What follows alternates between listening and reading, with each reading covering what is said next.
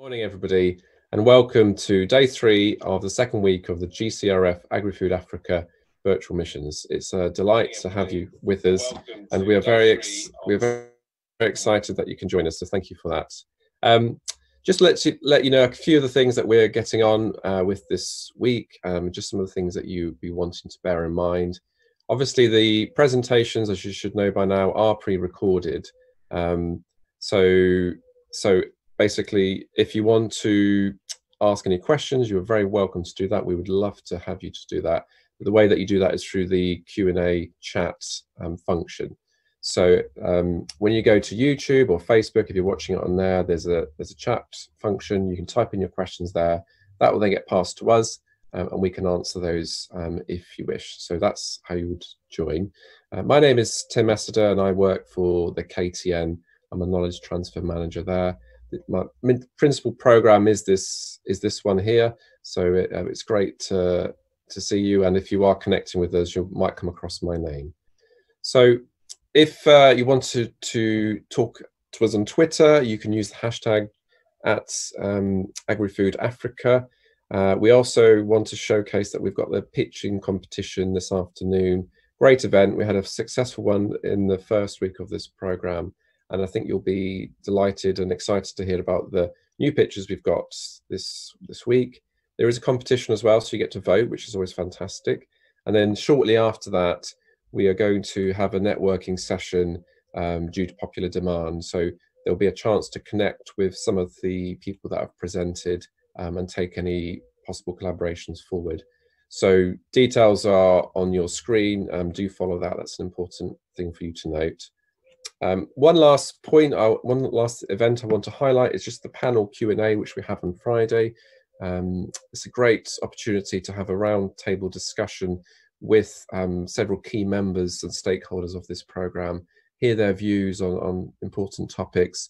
And also we want to we're doing it as a live event, so you can actually ask plenty of questions. So do that if you wish, and that will be on Friday. So please make a note of that in your diaries, and we look forward to having you there. So without much ado, I'm going to just introduce the speakers we have for today.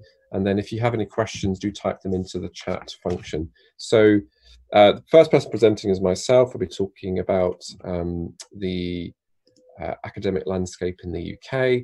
Then we have Ian Cox joining us. He's going to be talking about the UK's agri-tech centres. He oversees and works with those. We've also got Mark Young with us, who can help with questions if you have any, so welcome to Mark. And then lastly, we have Perez Ocheng, who's very interesting speaker, talking about how company Sakoma Global and how they're really working across Kenya to revolutionize and to change markets. Really interesting presentation, and I think you'll enjoy that one as well. So let's start the presentations, and if you have questions, do pop them into the chat and we'll answer those as we go. Thank you. Hello and welcome to today's presentation. My name's Tim Esseder, and it's my delight to be able to present to you about the academic landscape in the UK. Just before I start, I just wanted to talk a little bit about why I think this is such an important topic by using a personal anecdote from my life.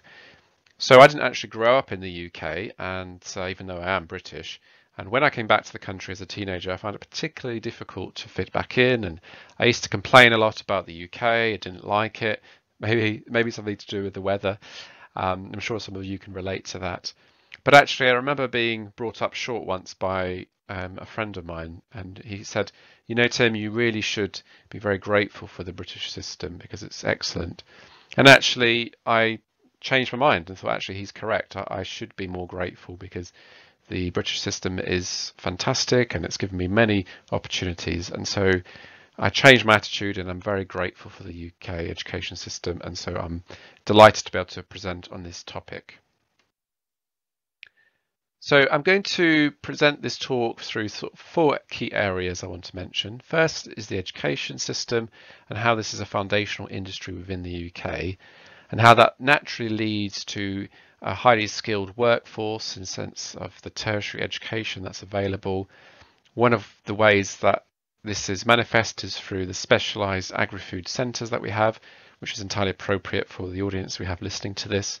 And I want to showcase the excellence and scale that we have within this country. And then I want to focus lastly on universities and how they are shifting, how they do research and gearing up much more with an international focus.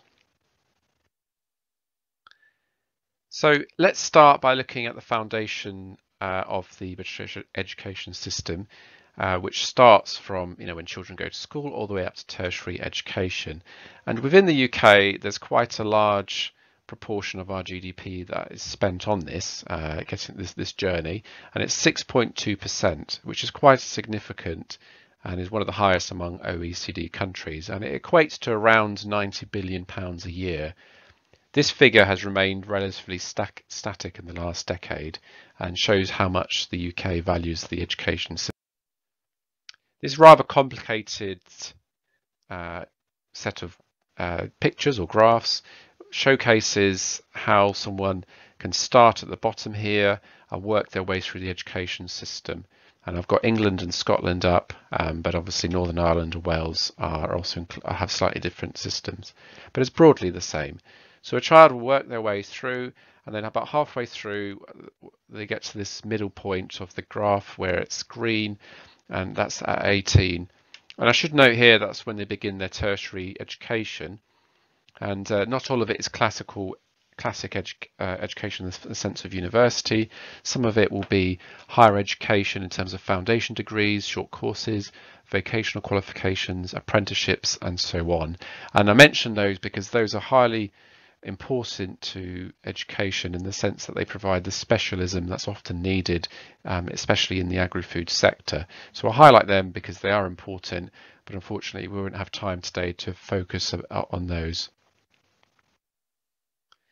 So I show here an image of someone dabbing, classic victory sign if you like, and they're correct in the sense that if you do finish your tertiary education, your unemployment rate is very low. In the working population within the UK, it's at roughly 2.2%, which is something to celebrate, I think. And then the other statistic is that almost half of the working force at the moment has some sort of level of tertiary education. Bearing in mind, of course, that the current crop of students, the current graduates, that proportion will be higher because education levels are increasing across the country. But perhaps they're not dabbing, perhaps they're closing their eyes in dismay, because actually, if you are an undergraduate in this country, you're likely to be leaving university with debts of around £27,000 in 2020. And this doesn't include repayment of your maintenance loan. If you factor in the cost of living and in terms of a loan, then that total can be between £35,000 and £40,000, which is a significant amount of money. So universities are an integral part of the UK economy, and remember that I've said that it costs on average 90 billion across the education system, including primary. Well, actually, UK universities, the gross value that they add to the British economy is projected at 95 billion. And actually, they support almost 1 million jobs across the nation. So they're clearly a key part of our economy. The other point I want to highlight is that the level of education is very high, and those that achieve PhDs in this country, the proportion is 1.4%, which is an incredibly high number, and just shows some of the specialism that we can offer to other partners who are looking to collaborate within the UK. I now want to just show you a tool that the KTN have developed. This is a digital tool, and it's free of use. You go to that website and you can click on it, and it's very interactive, and it's useful to see where the academic landscape is within the agri-food system. So I just highlight that so you can see. What I've done is screenshotted a number of slides just to sort of drill down into some of the numbers, and you'll see this next. So on this slide, you can see when you go to the site, you can see that there's 101 research capable organizations highlighted in orange in the middle, and we're going to drill down into those for the next screenshots to see where this specialism lies within the agri-food scene within the UK. So when you click on that research excellence, you can see that it's split into 3 sectors. We have 46 livestock and aquaculture research capable organisations. We have 37 involved in food and drink, and we have 36 involved in plants and crops. And some of these have been established for hundreds of years and very well known around the world. When you drill down further into those sections, you can see that each area has their own speciality, and you can see roughly where they are located within the UK. And if we were to scroll down on the live web page, you would see a description of the particular centres, where they're located, some overview about them, and some contact details. So this is a very useful tool if you want to find out a bit more about research and within agri-food and how capable we are as a country. The next thing to look at is publications, and the UK has 212,876 to its name last year, which is an incredible amount of publications and gives us a 7% share of the world's total, which is not a bad number, and puts us 3rd behind the USA and Canada. In terms of the most highly cited, the share goes up to 14%, which again puts us at 3rd, and is not bad for a country that's ranked 21st in terms of world population. But the figure I want to focus on now is this one, 47%. And if we were live, I would perhaps ask the audience for their ideas as to what that number was. But actually, it's the number of publications that are international in collaboration. So they have not a UK partner and an international partner. This number is from 2014, and since then it has gone up. And the 2018 number is 55%. So clearly you can see the UK academic scene is not insular and is looking to collaborate with others. The last point I want to make is about the REF, because this governs much of how academia is conducted across the country.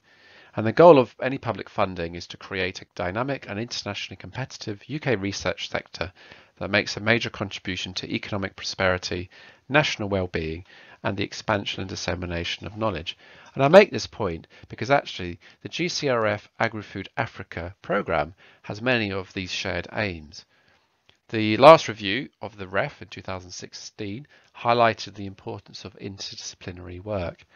And as you know, agri-food as an industry is very well versed in this. If you think about robotics and how that's been used in agri-food, it's the idea of 2 separate industries coming together and innovating in a new way. Now this programme, we are hoping for new and innovative solutions to some of the world's problems within Africa, and I hope that you'll see that the academic landscape in which universities are operating can also help with this, because they share the similar aims of the programme, and I think that's of relevance to the members, which is why I wanted to bring this to our attention. I hope that presentation has been of some use to you.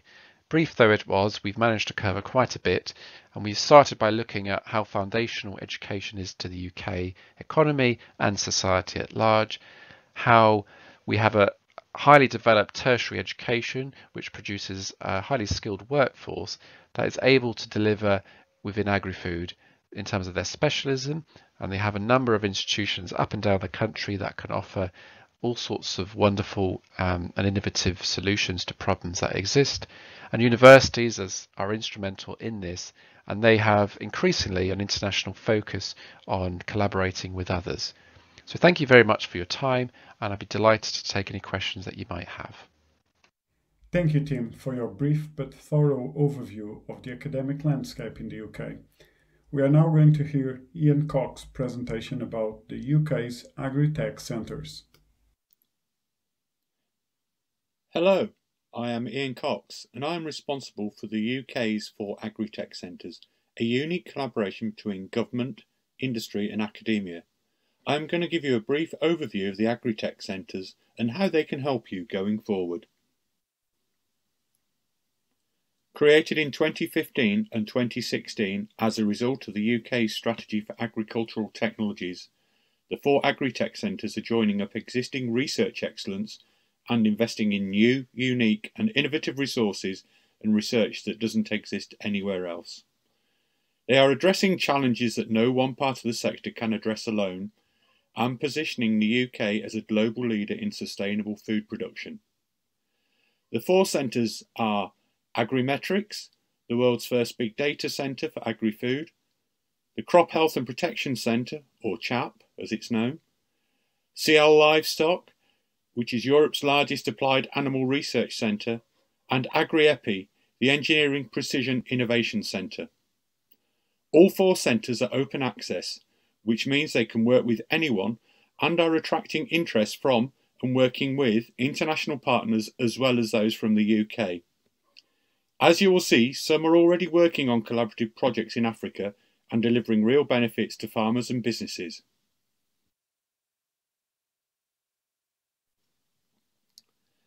The agri-food sector has a data problem. We desperately need the advances in productivity, profitability and sustainability that data-driven technologies can bring, but the required data is hopelessly disparate.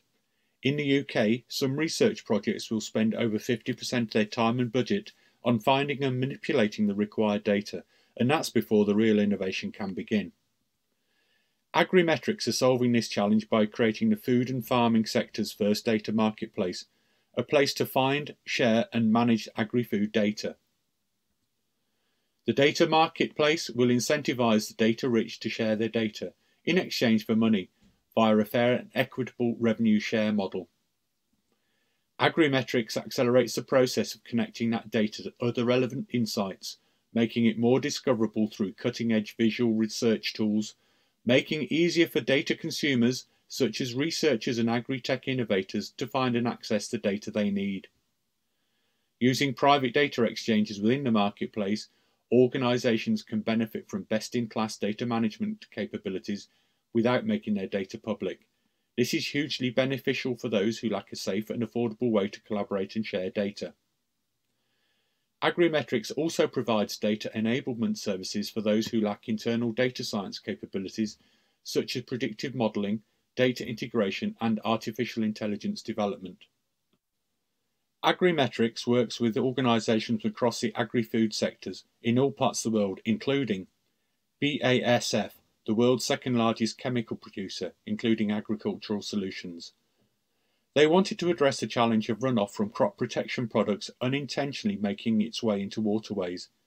Agrimetrics developed a field-specific decision support tool which connected and analysed the relevant data to provide growers with an 8-day recommendation on whether or not it was safe to spray.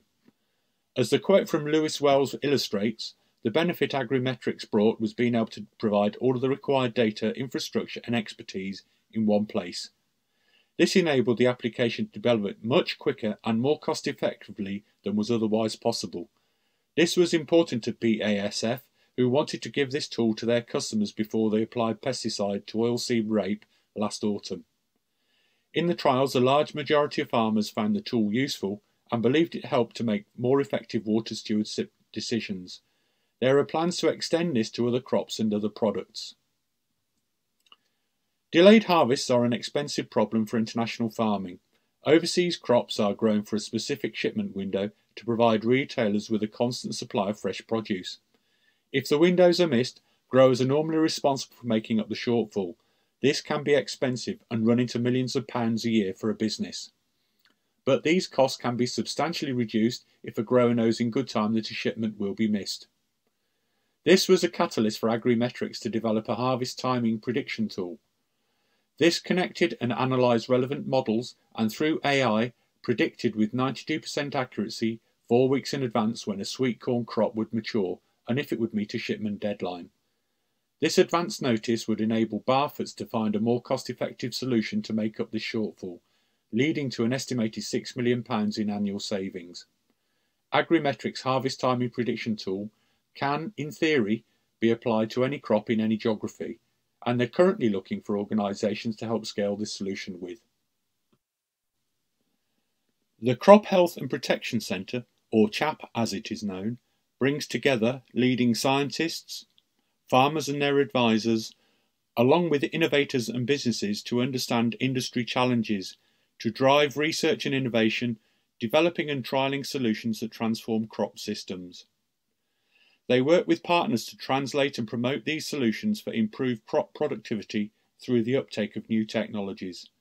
CHAP's capabilities and partners are highlighted here on their network map.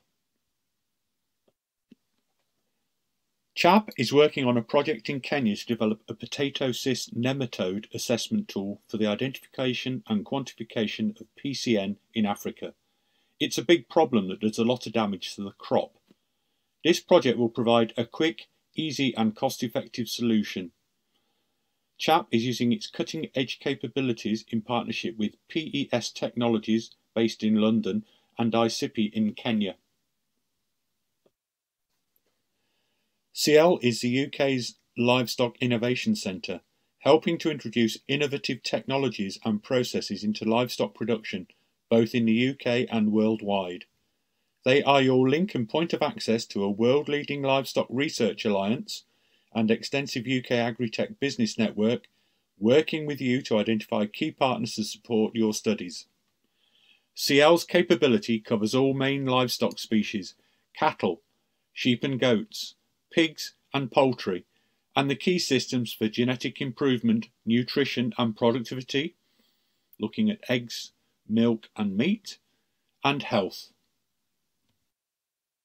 The outcomes of this research are focused on sustainable productivity with low environmental impact, moving towards circular production systems, improved food safety, integrity and security, precision livestock farming to maximise efficient use of resources, such as feed tailored to specific animal needs, and minimise unnecessary intervention, only targeting health treatments to animals in need. Also, improved animal monitoring and decision-making tools, making use of sensors and pen-side diagnostics to rapidly inform livestock managers and farmers so they can take effective action quicker. AgriEpicentre is accelerating the adoption of precision agriculture and engineering technologies to boost productivity across the whole agri-food chain. It does this by exploring how to measure and optimise performance of highly complex agricultural production and processing systems. The centre provides world-class R&D facilities, connecting academia and industry, and progresses next-generation technologies such as sensing, imaging and robotics to create a new understanding of production efficiency. As part of its capabilities, AgriEpi works with 28 satellite farms across the UK where new technologies and techniques are researched, developed, trialled and shared in commercial farm settings.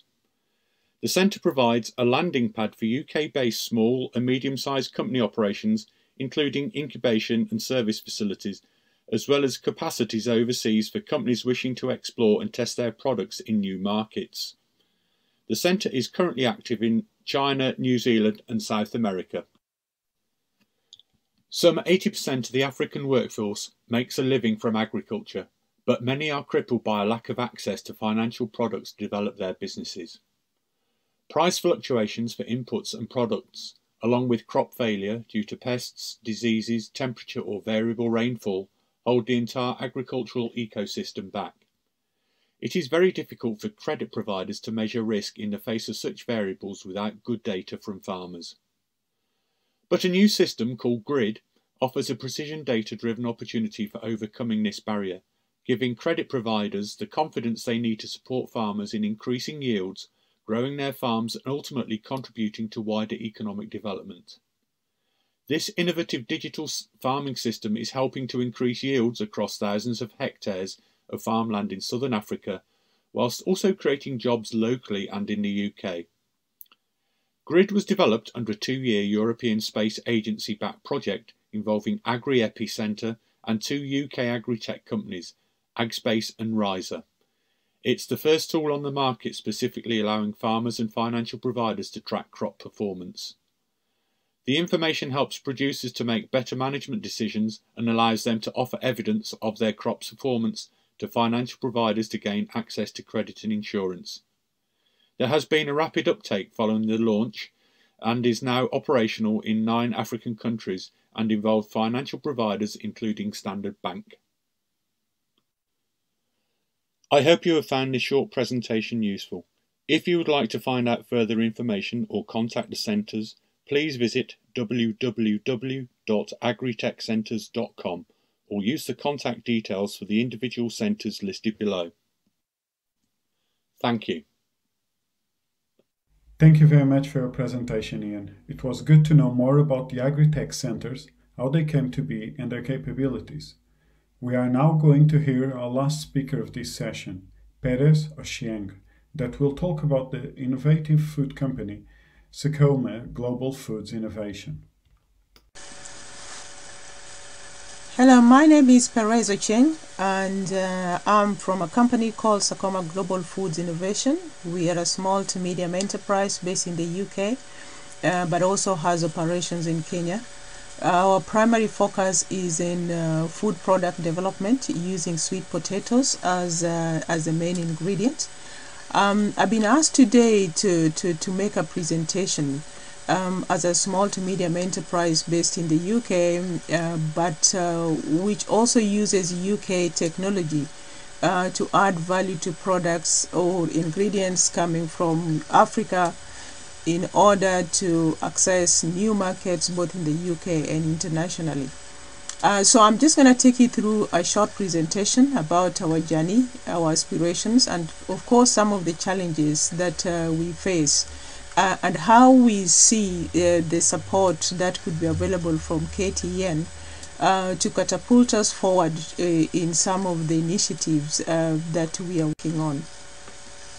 So in short, Sakoma Global Foods Innovation is a UK company. We are multifaceted, and we are registered both in the UK and also in Kenya. We are mainly innovation-led, and we focus on disruptive manufacturing because we believe that our resources are more focused on developing new products and initiatives and investing in continuous R&D in order to produce new products that the market needs, and in particular from sweet potato as an ingredient. Our focus is also to help smallholder farmers in Africa to access the UK and the European market using some of the natural resources that traditionally smallholder farmers are not able to export into UK or Europe for that matter. Our interest springs from the fact that the company is led by people from the African diaspora who have lived in the UK for a good part of our life, 35 years of our lives, been here, and so we've gathered a lot of information, knowledge, networks that we feel could impact in the development in Africa, especially in the agriculture sector. And so our company is unique in its position in the sense that we are children of both worlds. You know, we are British as well as Kenyans or Africans. And we have an interest in championing the development in Africa, but also using our own knowledge of local resources that could help in the current UK market, where there is a trend or a push towards natural food products or ingredients that could have medicinal or health values. And so this is our biggest interest, is how can we link both the smallholder farmers of these traditional foods and ingredients that could have great health benefit for consumers in the UK. So one of our major area of work is utilizing an expensive database of healthy food product recipes using African traditional knowledge. But underlying this is the big effort in encouraging farmer innovation in order for them to produce crops to the standards that we require for this particular. Our business model uses the power of global community to manufacture high quality products that we can launch anywhere in part of the world. And this is achieved by partnerships and collaborations with the technologies both in UK and other parts of the European community. Our products are mainly sweet potato based, but they are used as a base for personalized nutrition, where they can be combined with many other products to make them healthy. So for example, our food powders can be mixed with superfoods in order to make things like pancakes or cake mixes. We have a lot of sweet potato flour for baking, but we are also working on vegan and vegetarian products. But other than just developing food products, we focus on educating both the consumer and the farmer. So in the UK, we deliver a lot of workshops on imports and export from UK to Africa or Africa to UK, working mainly with governments to share the knowledge and expertise we have in moving the produce and goods across the different borders. We do events and training, and we focus a lot on post-harvest handling technology and traceability systems, because this is an area that has been critical part of success of moving products from Africa for processing or as ingredients into the UK. We also focus on educating the consumer on selecting quality nutrition food products that are beneficial to improve their quality of life, and especially now in the wake of COVID-19, where immunity and systems and foods have become so critical to the success and the well-being of the human. Other than the fact that we've excelled in agriculture training programs, a lot of the knowledge that we have gathered has been input into developing what we do in the UK today. And I just want to discuss with you the next few slides, how this impacts us as a small business, and how this could the focus of developing a supply chain versus developing a products for a market, and how we find these either strenuous financially or enjoyable in terms of what we are able to achieve, because our products really touches on most of the UN development goals, because we are focusing on nutrition, we are focusing on food sustainability, we are empowering the farmers, and we are also empowering. The question we ask is there potential in the sweet potato based food powders? And the answer is yes, based on our last 5 years work and experience. But the few challenges that we have, first of all, is that we are a private business, with a private business model, with investors, much of investment having come from the owners of the companies. And so we focus on quality, sustainability, and production. But also we have to focus on some of the issues that affect our supply chain, which is, for example, lack of post-harvest handling technologies and facilities in the farming communities, which eventually impacts on traceability for our products, and obviously the quality, and this could be a very costly exercise, especially when it comes to importing substandard agricultural food commodities or products into the UK. The second challenge we have is speeding up our product development and launching them in the UK. It is timely, it costs a lot of time, it costs money.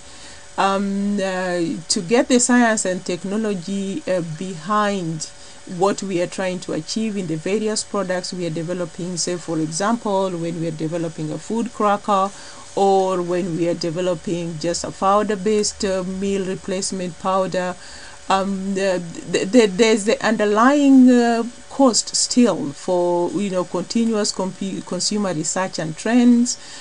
So product innovation becomes a very expensive exercise for us. And of course also the cost of natural ingredients that you use, sweet potato being one of them, and other superfoods that we use for developing products that we purchase from the smallholder farmers.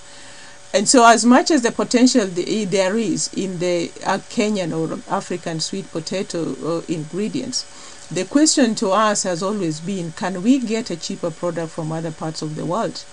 And the answer is always yes, we can.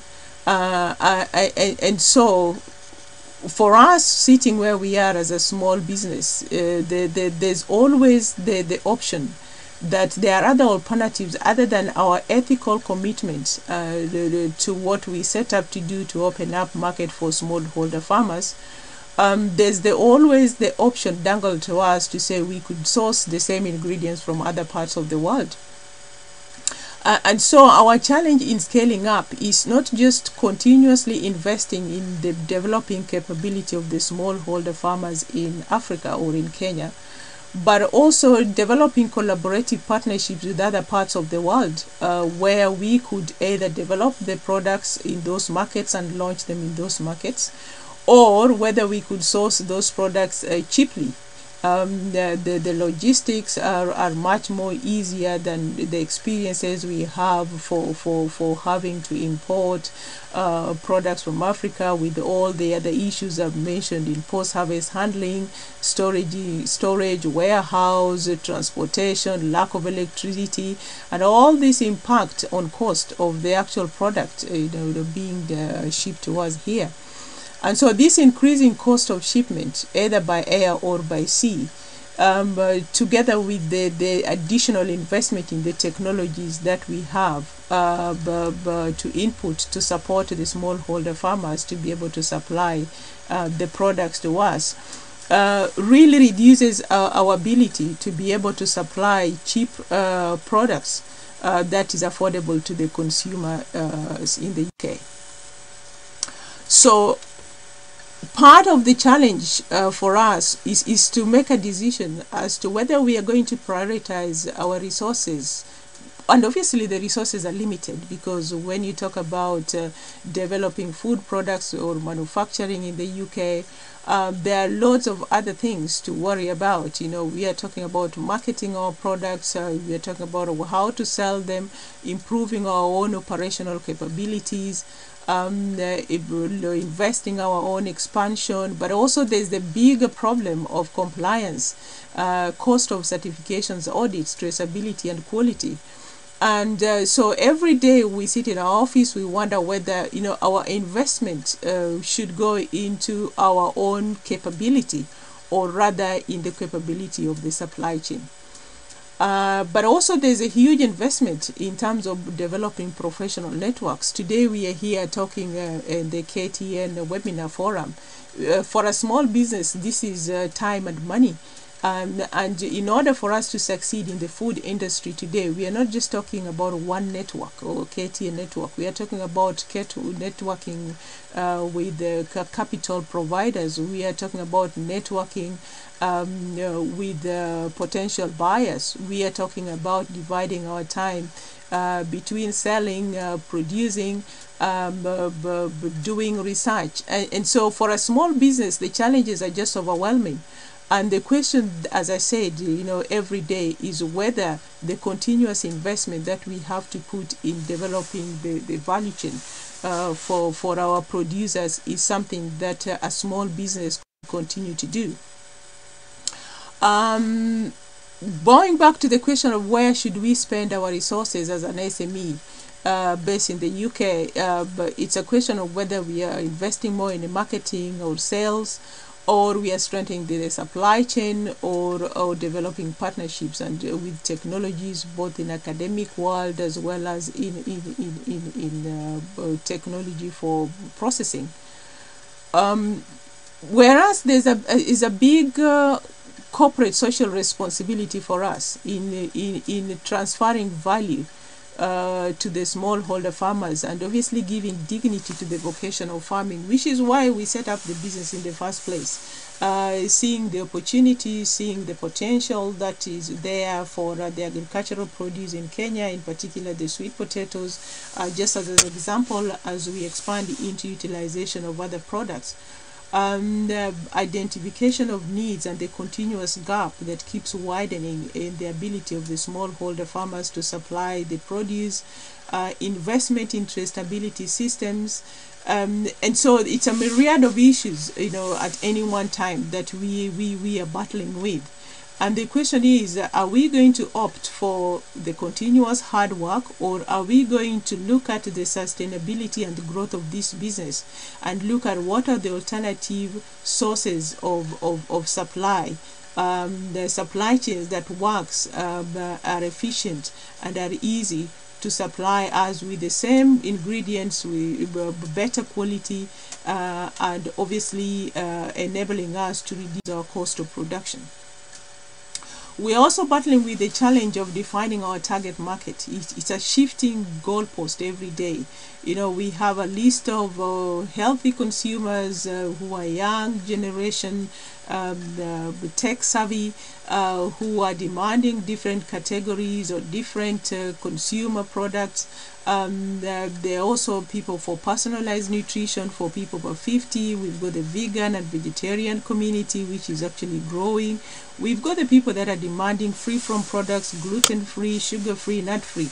And sweet potato presents, you know, a good source for all these products that are demanded. And so the question is for us is what consumer market should we target and focus on? And what is the reason behind focusing on that consumer market? I've mentioned previously, you know, some of the challenges that we face in terms of deciding where to invest in. But as a small business, we are just overwhelmed with a lot of global challenges and issues of compliance. So as a food business, we're not just worrying about the quality of the food, we're not worrying about traceability of the ingredients, we're not worrying about the sustainability of the supply and climate change and compliance from the suppliers. We are not worried about, you know, the cost of shipping either by sea or by air, the carbon footprints. But we are also worried every day is a worry for us on the increasing number of regulations from Europe. You know, for example, plastic packaging, the regulations are coming up. Sustainable production.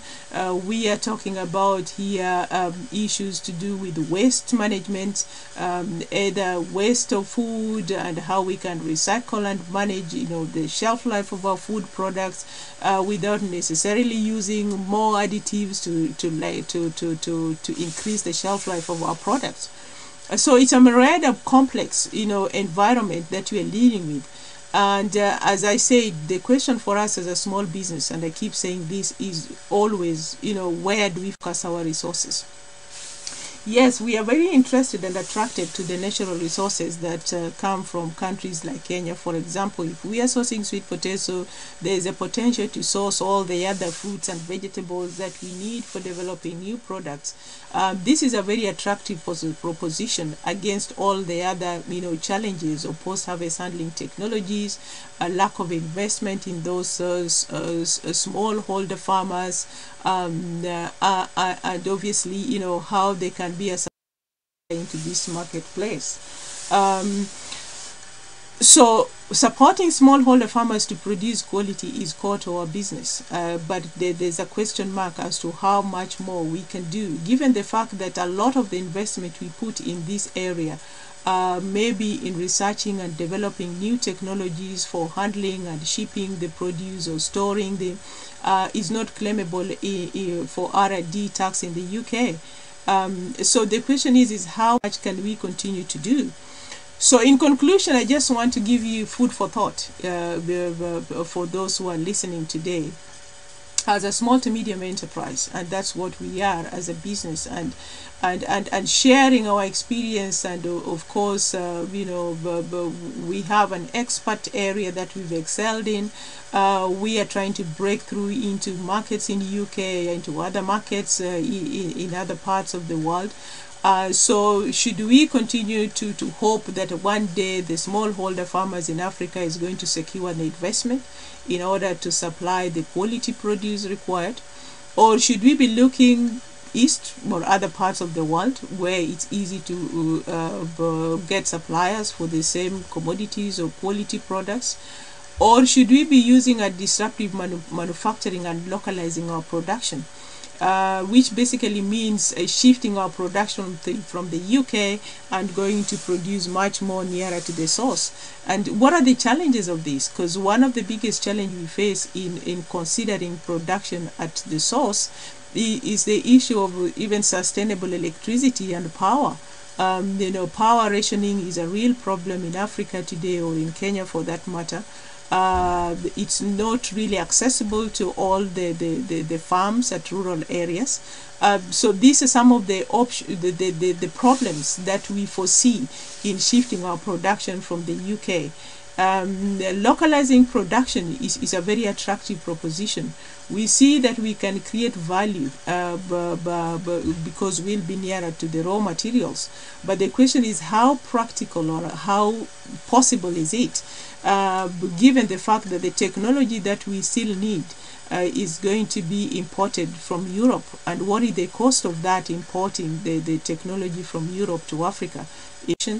But because we also have operations in country where we have our supply chains in Kenya, and we understand the real-time issues there with farming, production, seasons, but also the political risks involved in trading and the disruptions that could occur because of politics or affiliations with different political parties, or regionality. But a lot of development is taking place with, for example, county governments, but also the question is where they put their resources. Agriculture is the main employer in Kenya for now. 67 to 75% of the people employed in the agricultural sector, but yet it's the sector that receives the least of the budget. And so for us as a company based in UK or in Europe that wants to do good, that wants to tap into the natural resources that already exist, the question is how much resilience do we have in order to cope with all the issues that this particular supply chain faces. So yeah, feel free to ask any questions, to contact us or to interact with us, find out more about our products. Our websites are here, trial them if you can, but also partner with us in the different things that we are trying to do to achieve, to support Africa, but also to supply healthy products to the consumers in the UK. Thank you very much for listening to me, and I look forward to hearing your questions or any collaborations for anybody that wants to work in the two sectors that I've mentioned. My name is Perez Ochieng. I'm the Director for Sakoma Global Foods Innovation, and as I said, we are based both in the UK and also in Kenya. Thank you very much, and goodbye. Well, thank you everyone for those excellent presentations from Tim, Ian and Perez. I have some questions now. So Perez, thank you very much for giving us a really heartfelt exploration of the difficulties, but also maybe some of the excitement of trying to do what you're doing, which for a small company is a really ambitious thing, which is you're actually trying to more or less set up an entire supply chain and an innovation company within the UK, whereas often many companies would just do one or the other, I think it's fair to say, or be a multinational. Where do you feel the balance is going to be for you in the future between maybe developing products for African markets with African ingredients, the processed in Africa versus processing in Africa for export? Where do you think that might end up?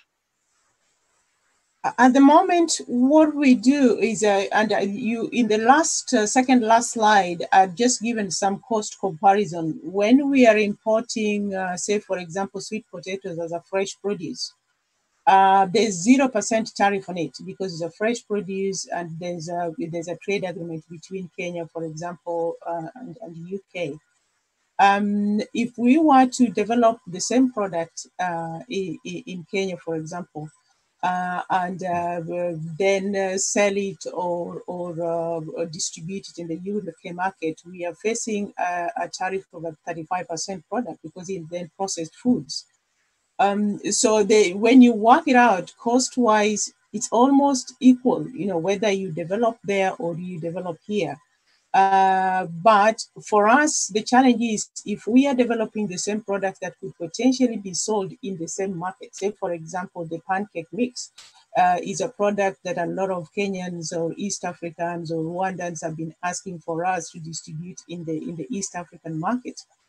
And then we are going to use the ingredients, which are, the sweet potato flour, and we are going to sell it back to them at an additional cost of 35%, which is a tariff for exporting from UK to East Africa, for example.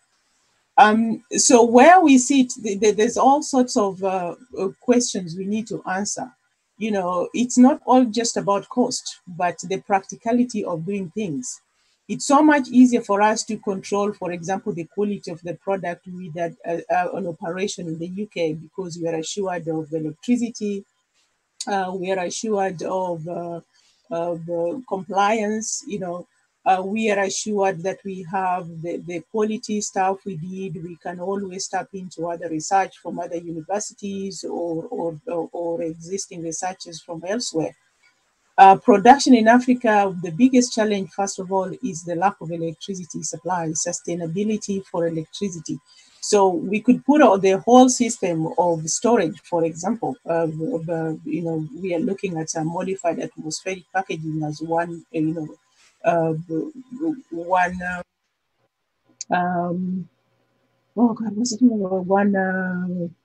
solution. Solution, exactly.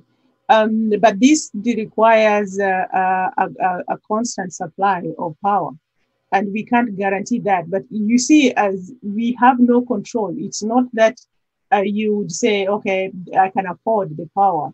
You can afford it, but it's not available, and it's the power rationing system is so rampant, and also the fact that if anything happens, there was wind or rain or something, and all the power lines go down, then you're left without power for just an unknown period of time. We've looked at other alternatives, like if we were producing, can we use, for example, machinery that uses off-grid power? But then there are constant changing regulations where, with off-grid power and tariffs, and you can't just manage your cost with all this. So we've kind of sort of, for now, we are going to focus on manufacturing in the UK, because the challenges for quality control and making a system work locally there is just overwhelming for now. Yeah, okay. And so would you say then that if you're thinking about the manufacture within the UK for sale within UK markets, I presume that one of the part of your branding would be the sort of ethical component of your sourcing of the materials and the whole supply chain area and as you say, meeting the sustainable development goals, that can become part of your brand in a way, I guess. Yeah, yes, that's part of our branding. But as I said, it's a shifting consumer market, very unstable indeed. You do get those that resonate with the idea of you are supporting smallholder farmers, we are creating real jobs, and honestly, we are creating real income opportunities. It gives you a lot of joy when you go to a farmer who perhaps didn't have a home or a house, and you say, because you managed to buy, crops for me 2 or 3 times, I now have a house, and they show you the house and they say, oh, I can create a room for you inside my house just to say thank you. So next time you come to the farms, there's somewhere for you to sleep. And these sort of things just make your heart, overwhelmed with joy and inspired to do more, because you can actually see the change that you're making by just buying products from them. But then on this other end, it's a real situation. The other consumers that are not attracted by the fact that you are an ethical company, you're creating jobs in Africa, elsewhere. They just want quality. They just want affordability. Or they want all sorts of technologies in the packaging. The young people, for example, as I said, they want this information on hand. They want to learn about the product instantly. You're talking about things like QCR, you're talking about building websites and information and all that. So it's a balance of how much can we drive through for our work with the smallholder farmers. Who is it appealing to? If it's not appealing to them, what are the impacts? So if you look at our marketing activities, our PR, our social media, it's a mixed information, targeting different audiences depending on how we can engage with them. Okay. We also have an insight community that really gives us real-time information as to how people feel about a certain campaign. So this is really useful, and that kind of guides our efforts at different times of the promotion. Lovely. Thank you very much. We've got the last question for you this morning, Perez, is from Dr. Simon Holland, who said, have you ever had any issues with shipping of your sweet potatoes? Yes, we have problems every day, because as I said, because we don't have large facilities for storage. Harvesting is almost done on the same day, and we try to get the product here within 24 hours, which means either people would be harvesting the crop very early in the morning at 5 o'clock in the morning to try to beat the heat. Because some of the technologies we've taught the farmers are very simple. It's just what's the right way of harvesting sweet potatoes without injuring it. Without exposing it to excessive heat, then we are going to be forced to cool down and then, bring the products here in the right optimal condition. So this space between where the farms are and where the shippers are in Nairobi, for example, is about 8 hours drive. And so you're looking at harvesting in the morning, packing in the morning, and running all through to Nairobi, getting onto the shippers and getting the products here in the UK. But the shipping costs are just unpredictable. For example, there's the real issue of currency variations. We buy the products in Kenya shillings, ship in dollars, and we sell the product in pounds in the UK. So in between, the currency fluctuations is a worry. Shipping costs are almost 4 times, or sometimes 3 or 4 times the cost of the product. So if you're going to ship a product that is not of the right quality, you might as well just leave it and give it free. Yeah, you need to make sure you're doing the right thing. Yeah, thank you very much. Thank you, Perez. So the cost of shipping is very high, yes. Thank you. Yeah. I have a question now for Ian. It's really about the sort of strategic mix of international collaborations. So this could be for Ian or Mark, actually. Are there, you gave some examples of the countries that the centres are working with. Are there any particular countries that the centres are targeting for collaborations, or is perhaps maybe building a foothold in a specific country, or is it more just a demand-driven type of work with the centres? Currently, thanks Jane for that. Thanks for the question. It's currently the centres are responding to demand that's out there. They are looking to try and develop a target list of countries going forward, but we're not that far on yet, or I don't believe the centres are. Each one has got a slightly different ambition about where they sort of see the centre going based on the technologies and the applications of the technologies within their particular sector within agri-tech. So each one is a little bit different. But at the moment, it is really demand-driven. Mark, do you have anything to add to that? The only thing I can say there is we're supporting some of the UK government's initiatives with fostering work with other countries. But as Ian says, there's a bit of demand. People come to us. We might, for instance, be looking at something to do with health diagnostics, or we might be looking at something to do with an animal breeding program to get animals better adapted to local conditions. But we'll respond to anything, and we'll also support the government and the initiatives they've got where they make funds available for these things. Thank you. Thanks, Mark. Another question for Ian from Stuart Campbell. Can you explain a little bit more about the Agrimetrics Centre and how the data is monetised or exchanged? And are researchers able to access data from a wide range of sources? And do they have to pay? Yeah, good question, that.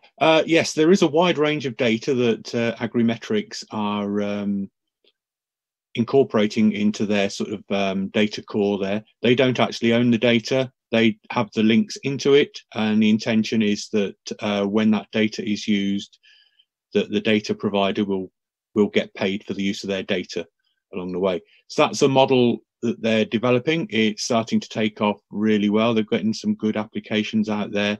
I suggest the best thing to do is actually to speak direct with Agrimetrics to engage and find out how you would, if you've got a data set that you want to provide in there, how you'd actually get paid on that front. That's a sort of commercial decision that would have to be taken between Agrimetrics and the data provider. Academics would probably have to pay for it. I think the data, the centres are not set up to do anything for free as such. There is always a cost element in anything they do on that front. We only provide money to sort of fund the capital and the development costs of the centre out there. So, Stuart, I hope that answers your question in part. And as Ian has just said, if you wanted to contact Agrimetrics and you don't have their contact details, just give us a call or an email.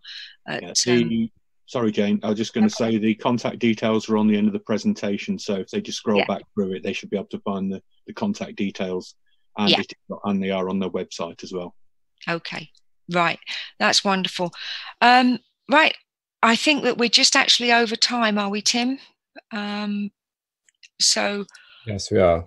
Right. Well, in that case, then I will just ask. I won't ask you your question, which I.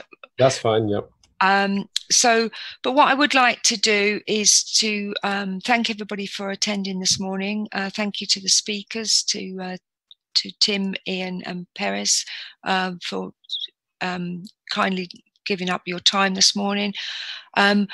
Do make sure you come and listen to the pitches this afternoon. The session went really well last week, and we hope to generate some more buzz around that again this afternoon. And as Tim said earlier on this morning, we've actually got a timetabled Meeting Mojo session just after the end of that pitching session. So I look forward to seeing you this afternoon. Thank you very much. Bye-bye.